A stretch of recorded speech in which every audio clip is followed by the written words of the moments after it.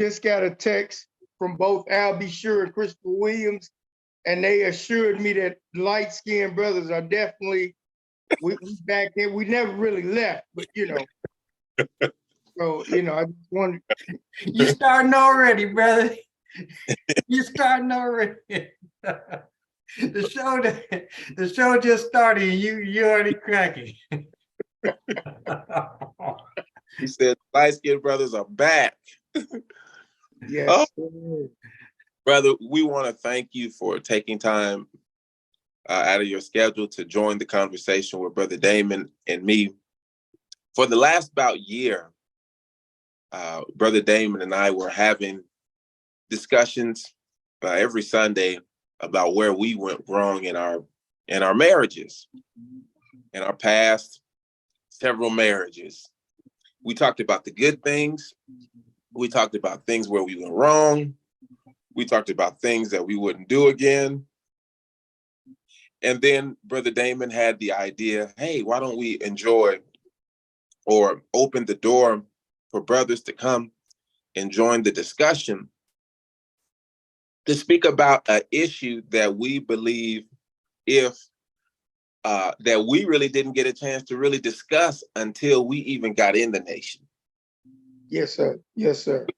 Going most of our lives not even having the discussion about getting married, about a relationship, about women.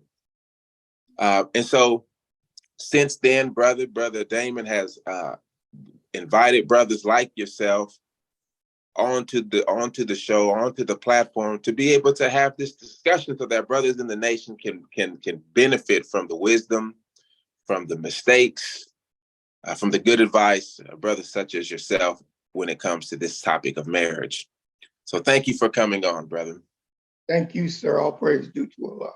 Yes, sir. Well, brother, how do you know Brother Damon?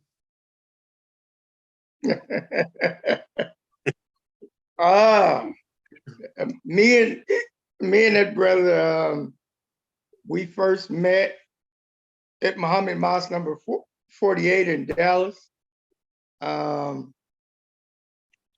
And like I said, besides, just a handful of us, we were the only light-skinned brothers, so we know we had to stick together.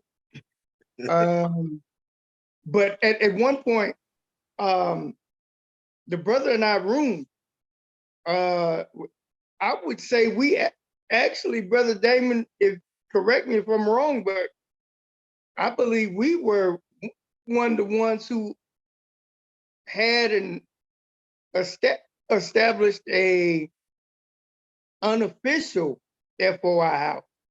Yes, sir. And so, I fell in love with the brother, from day one. He was always warm and welcoming to me, and he showed the true sense of who the Honorable Minister Louis Farrakhan is, with the way he really embraced the brother. I mean, here I was, came from Michigan, Saginaw, Michigan. Brother didn't know me from a can of paint, but he literally welcomed me in, and that's where it started. I tell people a lot of times, the brother and I, we didn't get a lot of chances because of our schedule to be out on the block together. But those times that we were, I would have, as the minister said, I would have killed concrete for somebody messing with my brother. Yes, sir. Yes.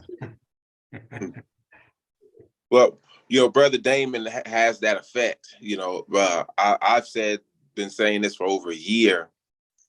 Brother Damon has met or has introduced me to so many brothers. And they have said things very close to what they have said, the close thing about him. So I definitely thank Brother Damon for being the kind of brother that is because, in this region, particularly in Texas, relationships just overall in the nation have taken a nosedive, and we want to have these discussions because as what we've noticed is that we've kind of suffered from similar issues, similar backgrounds. Brother, how to pronounce your name for the audience? It's Brother MONTEAH. Brother MONTEAH. Brother MONTEAH, please tell us about how you got introduced to the nation and a little bit, and what is your current relationship status?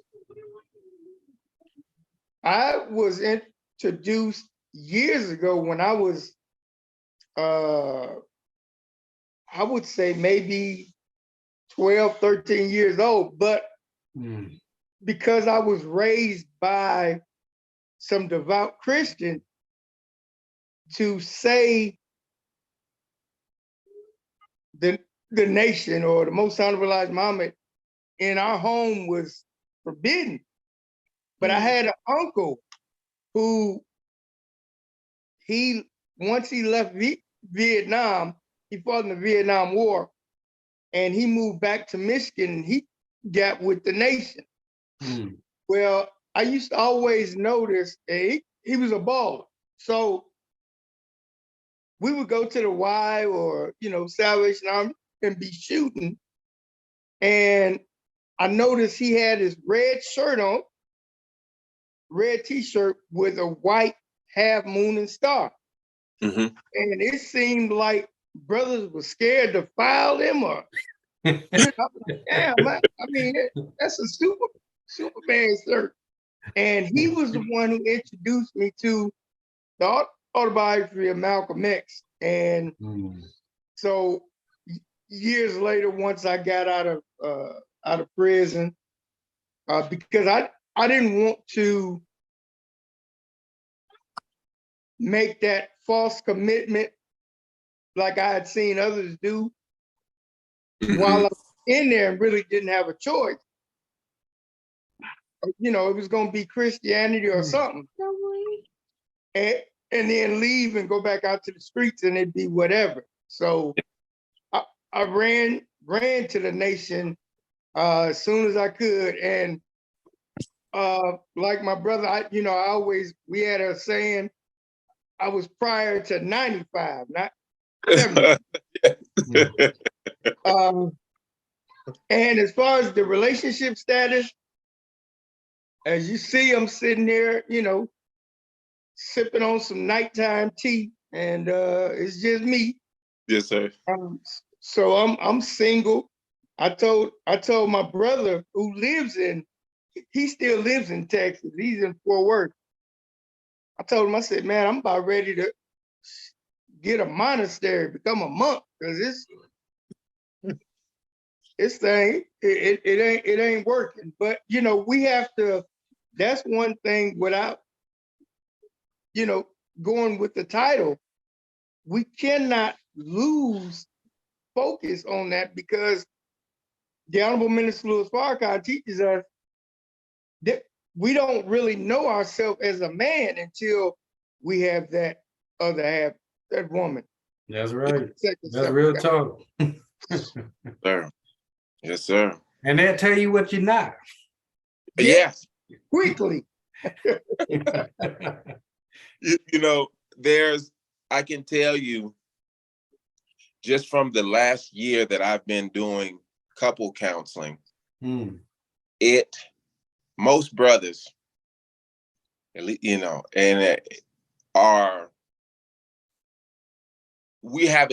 do have a issue with the light that women shed on us. Because it's one thing to be accountable to our brothers, but women have a different call on us.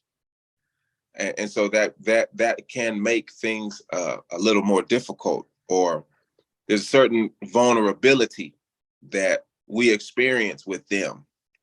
For you, brother, Coming into, when did you first start having discussions with, family members or friends about being married? You, I, Again, I have to throw it back to Brother Damon. That's something that he and I used to discuss on a regular. And it was, I tell you, you can really tell. And Brother Minister, he was Brother Minister Jeffrey at that time, he sat me down, he told me, he said, and Brother Captain Tyrone said the same thing. You can tell when a brother is really striving to follow the law, because it was times when me and Brother Damon, you'd have thought we was just two Negroes on the street, but it was that built up tension, because it was, we like, damn, man, you don't have no woman, I don't have no woman, no queen, no wife, and it could be stuff like something like a slice of bean pie. We get it at the mosque, and I'm trying to, Brother Damon, he's always been on the how to eat to live. Me, on the other hand, man, I would eat my frustration away, and we'd go in on the pie or whatever. Brother Damon get in from work, he thinking he got that like the daddy on Friday. He got that last piece of pie. Yeah, man, you should have threw this little aluminum crap away. Man. Why you leave that in there and eat my last slice of pie?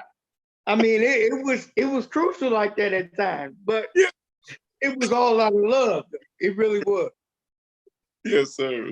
That brother helped me more than people realize. And if I could, and this lets you know that this is not scripted, it's not something that we had already talked about.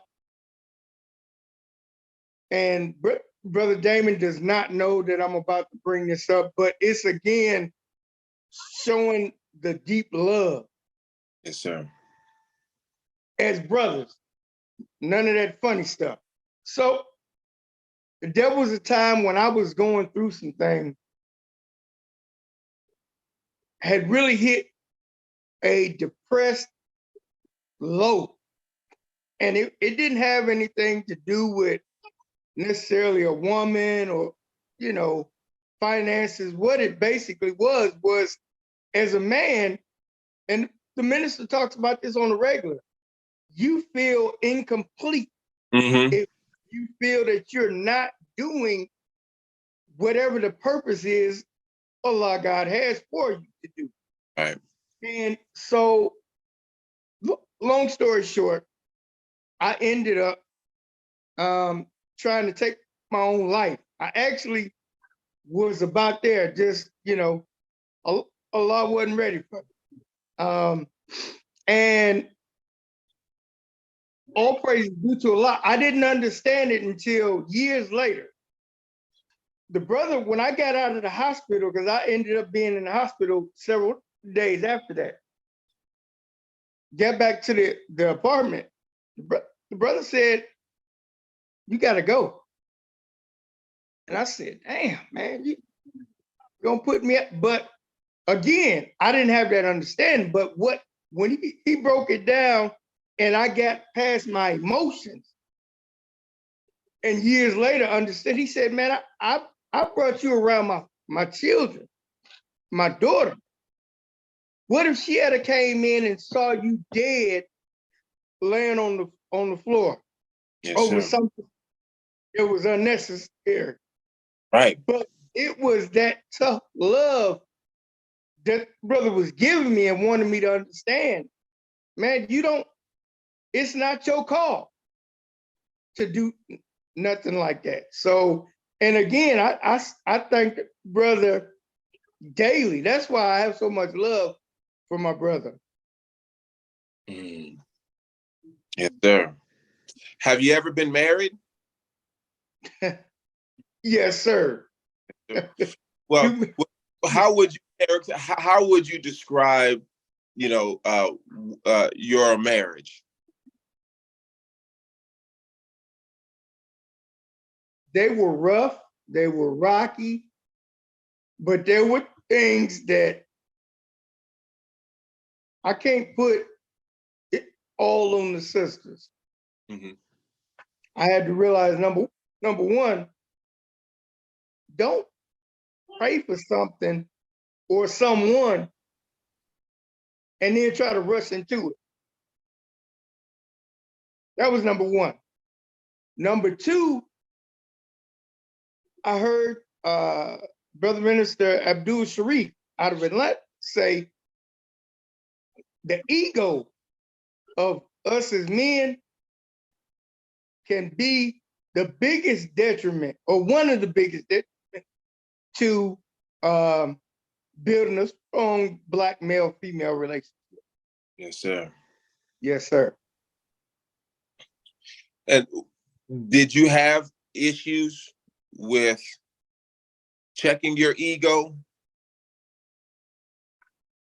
I did, because I was, I was an FOI.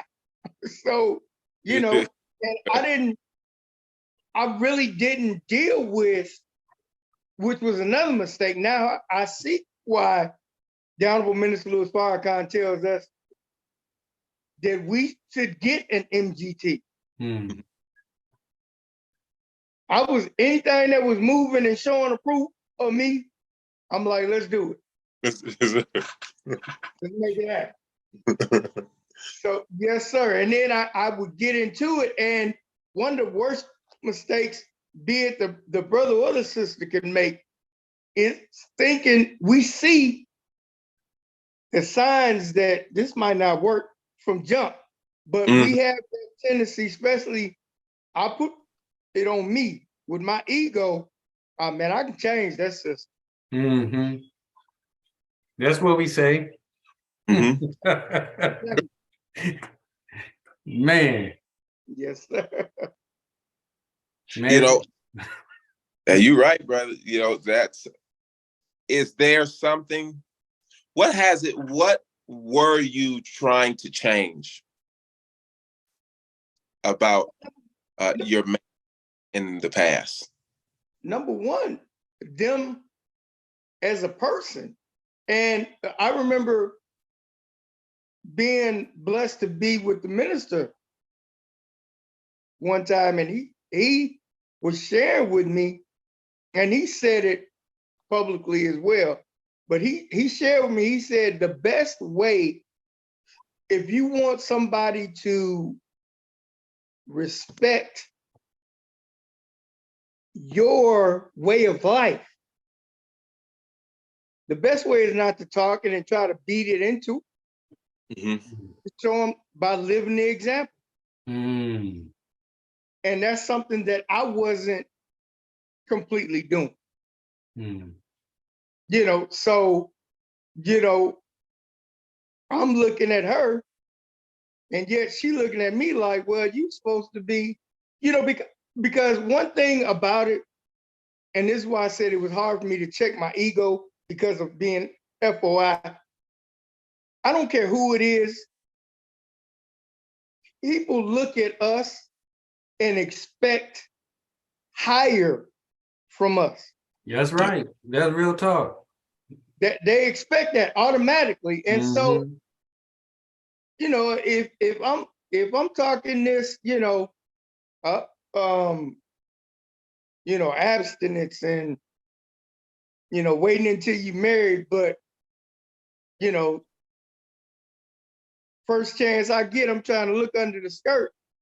Well, she looking at me like, well, hell, what separates you? Is this what Farrakhan teaching y'all? Because Pookie and Ray Ray did the same thing to me. So, yes, sir. Yeah. Brother, thank you for your transparency. Thank you. Because we've had probably some of the best conversations that we've had. And we've had quite a few of them where brothers have opportunities to share with us what they went through, decisions they made, and the consequences thereof, whether it was a good result or a not so good result. What was the longest? What's been your longest marriage or your longest relationship in your life?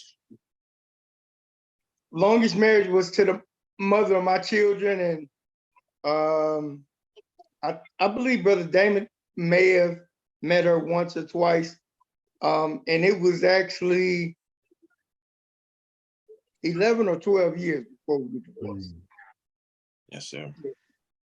Before you were married, did you have someone to talk to, or even if it was just a little bit of advice, who would you get advice from?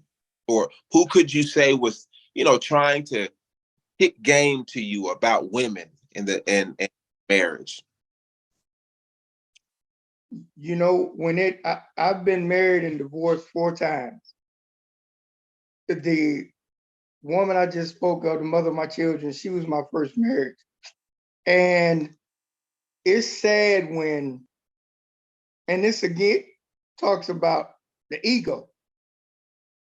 Not only did my family say, it's not the one for you, Mm-hmm. her family actually came to me and said, Negro, don't marry that girl. That's not marry her. And so it actually went, and I admitted years later to her, because she asked me, she said, were you ever in love with me? And I told her, I said, I had love for you, Mm-hmm. but my thing was proving everybody else wrong. Oh, Wow. we're gonna make this work. That's deep. I'm gonna show y'all.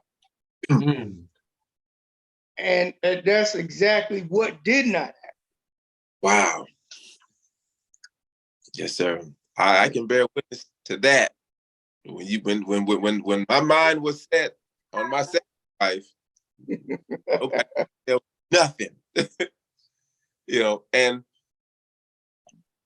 what was it that her parents or her family saw in her or in you that you think made them say that? Don't marry her. Well, to put it plainly, she had major game and I was green. I was, what Q used to say, I was a mark when it came to, I was all about, and I'm gonna tell you, this is another reason why, but I couldn't get it through my thick skull.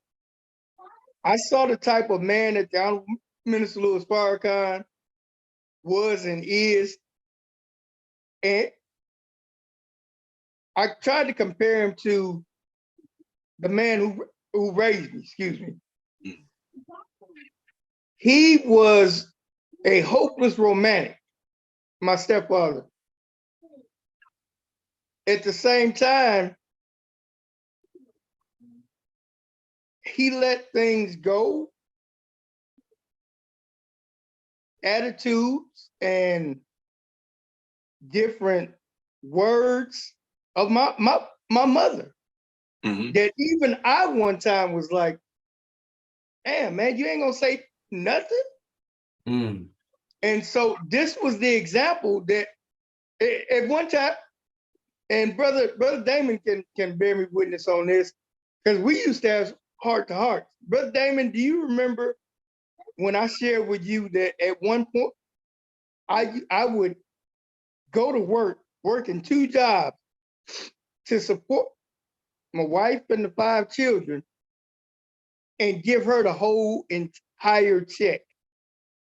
Wow. Now I don't remember that, but I know you used to always work 2 jobs. Yes, sir. Yes, sir. Yes, sir. I used to think you was a light-skinned Jamaican.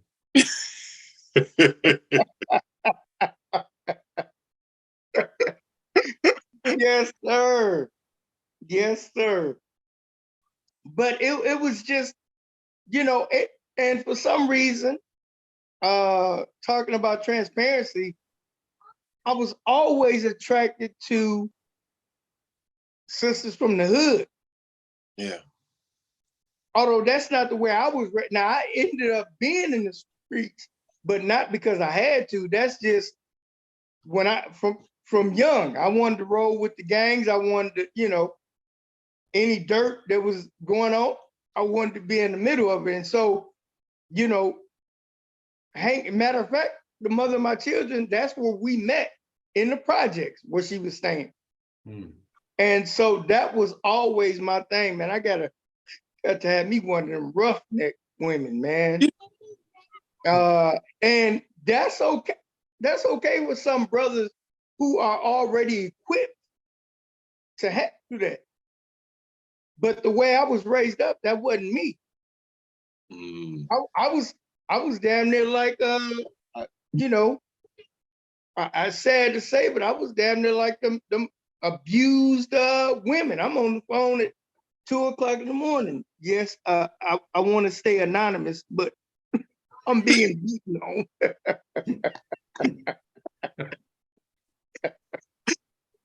Hiding in the damn corner somewhere, Yes, sir. Wow.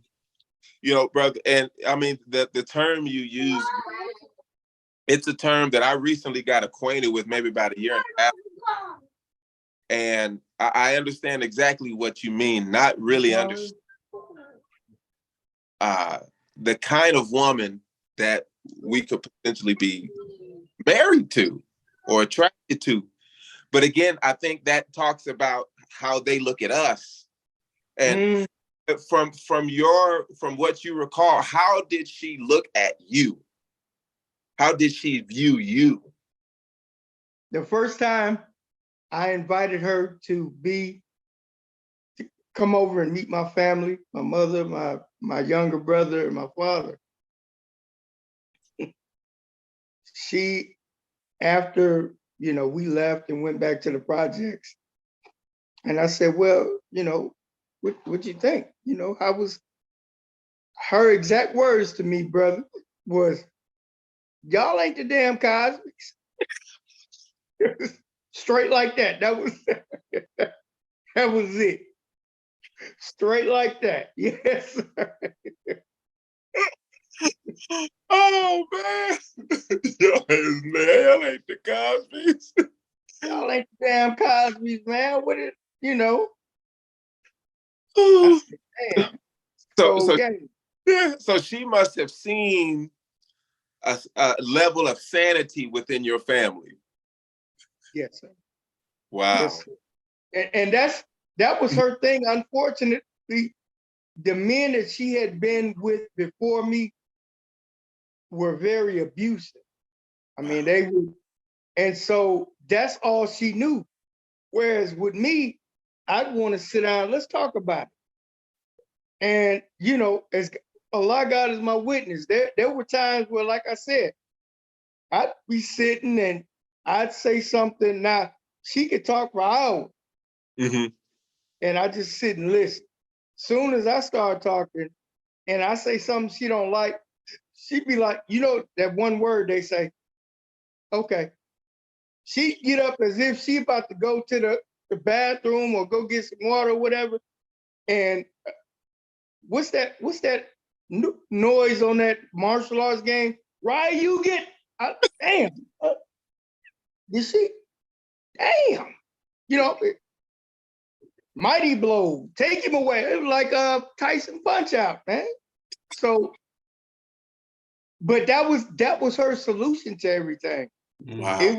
It was, she wanted to fight, but that was all she knew. And so for me, try to show her a different side. That hey, listen, we don't have to be at each other. It was something that she, I guess, just did not want. And again, it goes back in the family history. Her mother was abused by her father. She had aunts.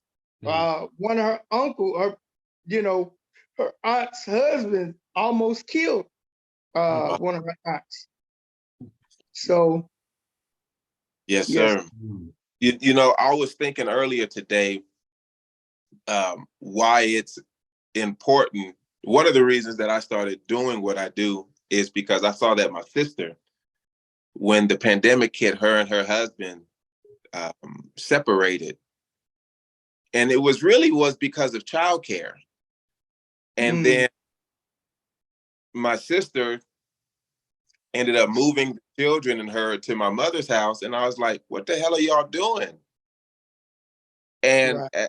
as I looked into the situation, I found that they really didn't have anybody to really advocate for them, to even help them. Like they didn't have anybody. Mm. And Wow.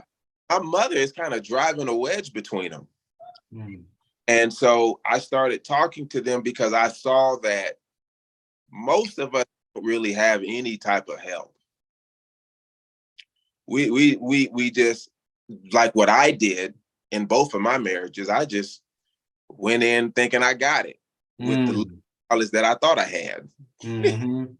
Didn't know her personality because I was attracted. I'm brother Monte. When I say I'm drawn to women who've been abused, Mm. I've had to stop pursuing or liking women that I like. Mm. Wow. I like are it's something. It's not because they're good for me. It's because I can spot when a woman is going through a transition or going through some type of abuse. Mm. Man. Wow. You like that Jamie Foxx song, bro. Mm, You always fall for that type. yeah. I've had, and then we had the one, and then what brother Raheem, he ended up telling us that you got to go for the woman who's attracted to you. Mm. And I know there's a difference. Brother Dwayne said that too. Yes, sir. Choose the woman that chooses you. That's who I mean, brother Dwayne. Mm-hmm. That brother, he's the one that said that. That let me know that there's two types of women for me.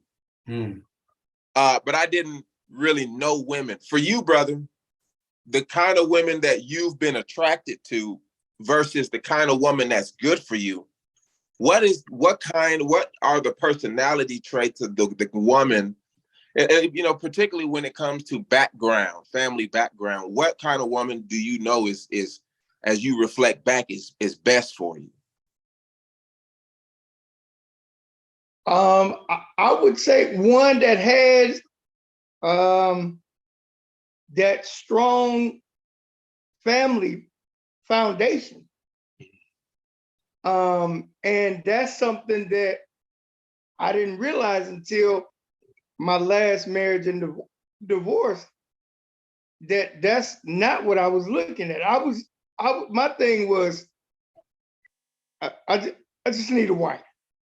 Mm-hmm. You know, as long as she's loyal, she don't do no cheating, I can work through the rest. Didn't do the things that, and this is why obedience is very important, because the Honorable Minister Louis Farrakhan laid the roadmap down for us as far as questions that we should ask. This is why we do the courtship. Yes, sir. Mm-hmm. So that you can find these things out and go into the family history, communicate with her, and you begin to learn her, and likewise she begins to learn you. I wasn't doing none of that. Like I said, hey, I'm ready to be married. Yes, sir. And so everything that the minister taught and teaches us, especially about the courtship, I just kind of tossed it to the side. And so that's why I say I can't be mad because of the way things turned out, or blame it solely on the women. Mm-hmm. Because had I been obedient and doing the things that I know I'm supposed to do as an FOI, I honestly, there's one sister, and Brother Damon, I know you remember Sister Marlene. With the son Armageddon. Yes, sir. Yes, Now sir. we actually did things the right way. She lived with her mother and stepfather until the day we got married. Mm. We went through the proper channel. We talked with Brother Jeffrey at that time. But there were things in me that had nothing to do with the Sister Marlene. It was, okay, listen, man, you've been through it with these women. They don't care nothing about you. Do what you want to do. And so, I would do, and again, I'm just being transparent. I would go to the mosque on Wednesday or Friday, leave there 9:30. But I'm not showing up to our place till 1 o'clock in the morning. And the good thing, and Brother Damon, he one of them brothers too. The good thing I love about the FOI, they will have your back, but damn it, they're not gonna lie for you. Right. So it was times when she knew before I got in and tried to make up whatever. Nah, I talked to them at the mosque. They said you left about 9:40. Why you just coming in at one? Then I turned to Ray Charles. Tell me what I say.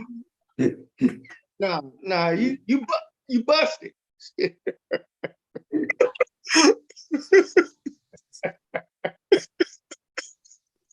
Yes, sir. Oh man! And how long did the marriage that you're speaking of last? Only 1 year. And cold part about it was, again, like I said, the FOI, they got your back, but not when you in the wrong. And so I went to, the sister left me, went back to her parents' house. I went to Brother Jeffrey, sat in his office, and I'm in there boohooing, and I said, brother, I just want my wife back. You know what he said? He didn't say, okay, I understand that. Did y'all talk about it? He straight up asked me why. And no answer for him. Because I wasn't expecting that. See, a lot of times we think that we go to people with a complaint or whatever, thinking, oh, they're gonna see my way. They're gonna see my side. Nah, he just asked me, he said, why? I didn't give him my answer. Brother dismissed me from his office. Straight like that.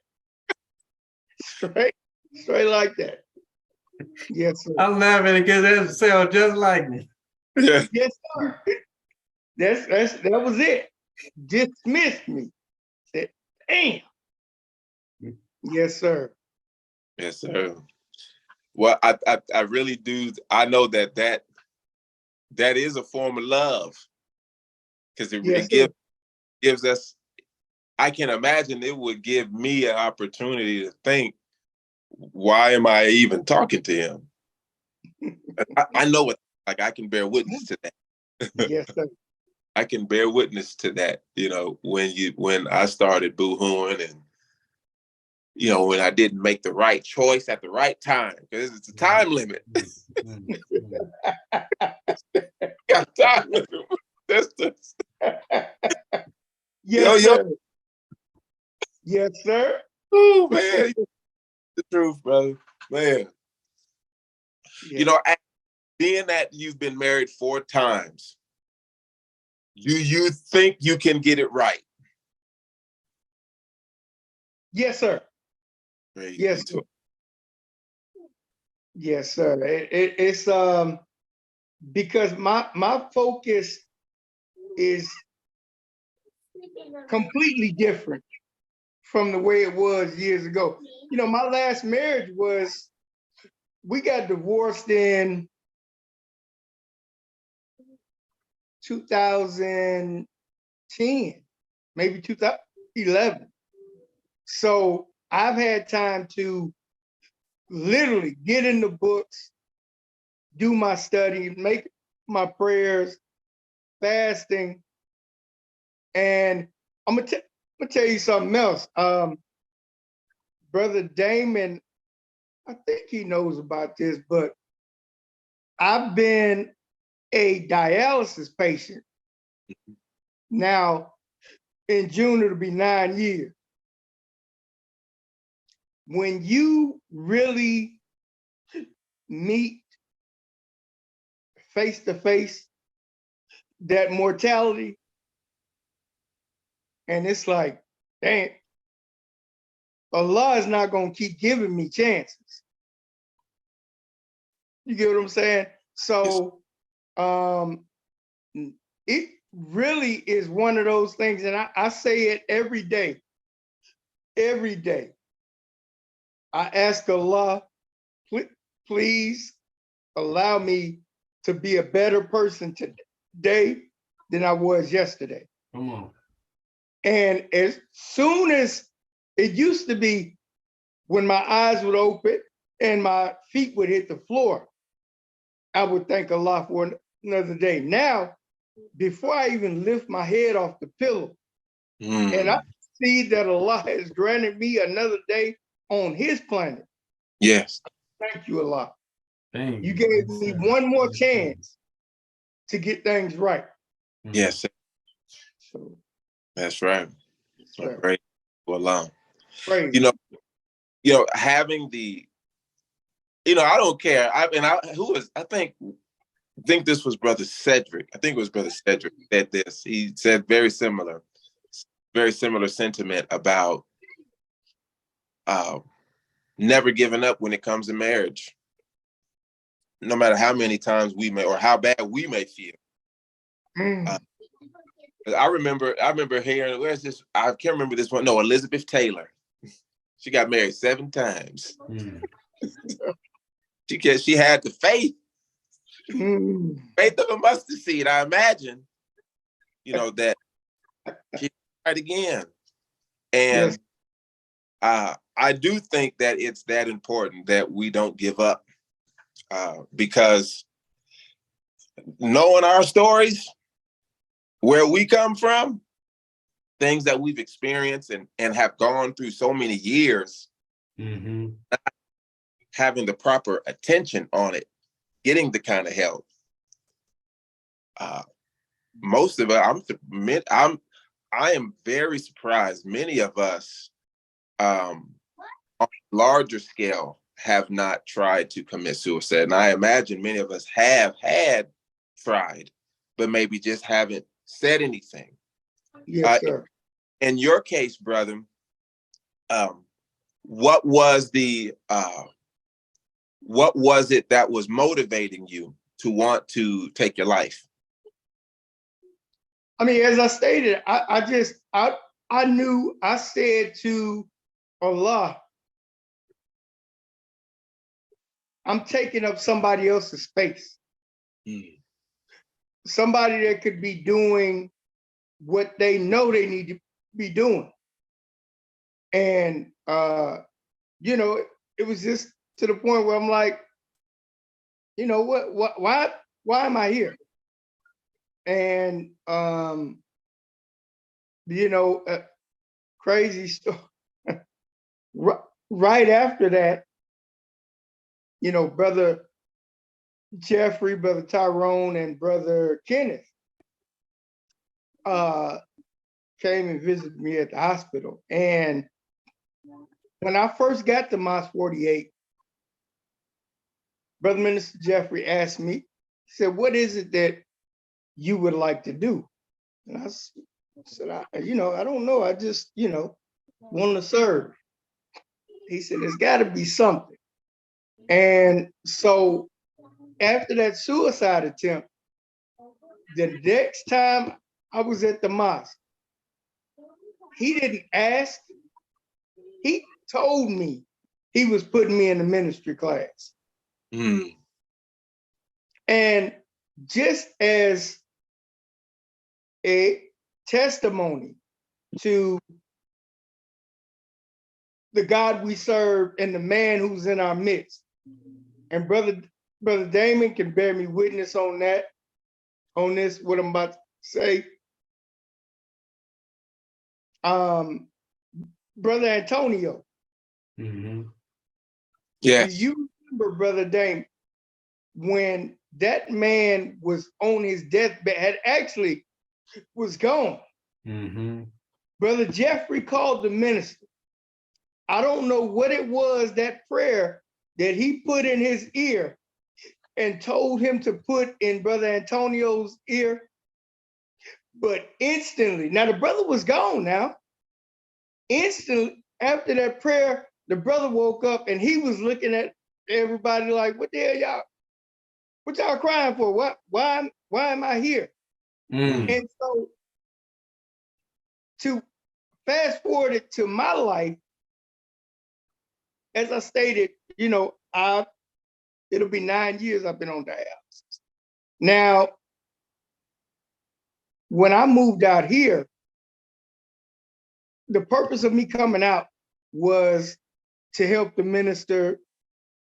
There's the brother who I first served under when I came in the nation. And my duty was to help him build up what they call the Quad Cities or the Iowa Corridor. Mm. The enemy instantly jumped on me, like literally tried to take my life. Mm. And so, now I walk with a cane. It's temporary because I'm getting myself back.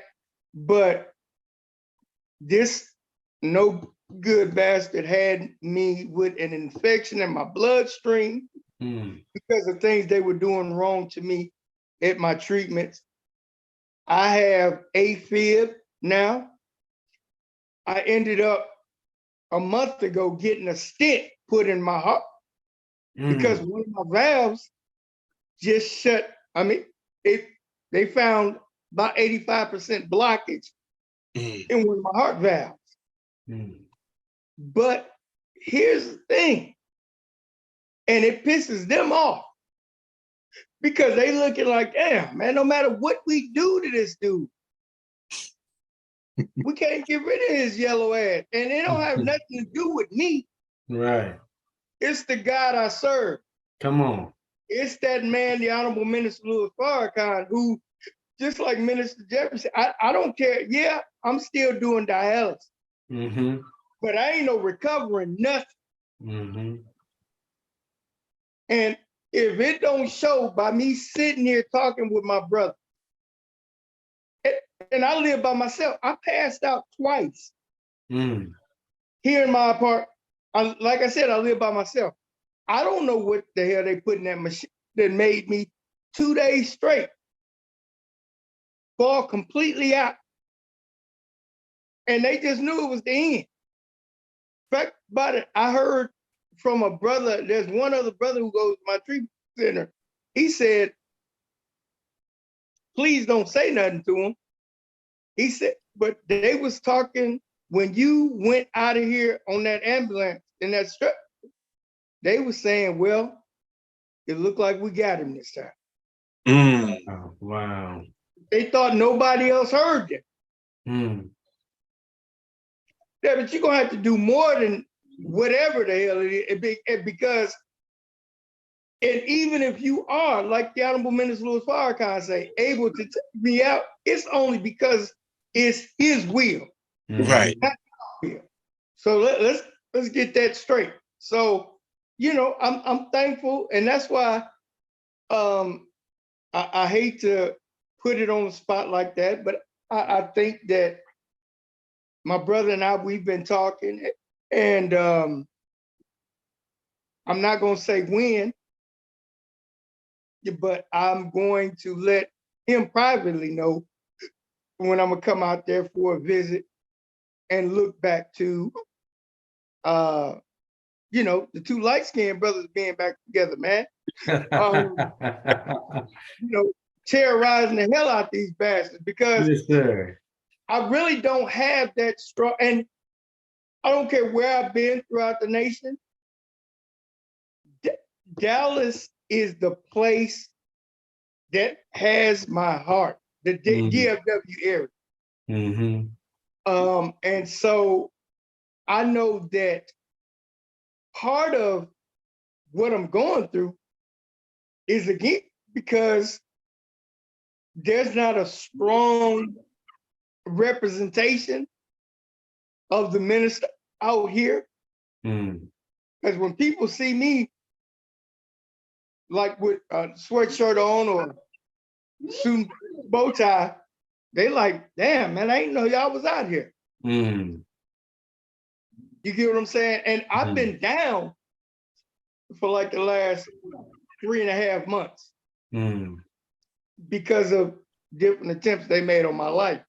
But I already know, soon as I get there and I see, he called me, he think I'm part Jamaican, where he over there looking like Hector Ramirez. When we get together, man, it's gonna be hell to pay. Love you, brother David. I love you too, brother Monteah. Yes, sir. Hey, you see how we talk on the Zoom? This is how it was in the fruit apartment. Yes, sir. Real talk. Every day. Cracking jokes, roasting each other in James 3X. Yes, sir. Always going to that damn Mexican restaurant across the street. Eating all the free chips and sauce that he could get. Yes, sir. Brother MONTEAH, I just want to thank you once again. Brother Damon and myself just want to thank you for joining the conversation and sharing with us some sobering, some enlightening, some eye-opening accounts of things that you went through, of your life. And just being a brother in your expression, in your love for the brotherhood, and for being honest and transparent about where you have went wrong, but also giving all praise to Allah for the life that He's given you. It's very encouraging, brother, that the enemy has made attempts on your life, but yet Allah still got you here. That's right. Sir, praise be to Allah. And I thank you all. I really do. And Brother Damon, I hate that I missed you at Savior's Day. Yes, sir. But I guarantee I'm coming back strong. So Yes, sir. Yes, sir. Yes, sir. Yes, sir. And being that I think this is probably this conversation that you've had with us has been in a capsule what I felt the spirit amongst the brothers during this Ramadan. And tonight being the last or the concluding night of Ramadan, and then, of course, hearing from the Honorable Minister Louis Farrakhan tomorrow morning, inshallah. Yes, sir. Yes, sir. He's going to put a crown on top of the blessing of this month and of this conversation that we just had, brother. So I want to thank you again, Brother MONTEAH. It's a pleasure meeting you. You, beloved. Thank you. A pleasure meeting you, brother. Sure. And of course, as usual, I want to thank Brother Damon, soon Brother Dr. Damon.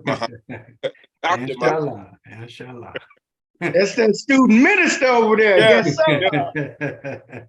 Go ahead.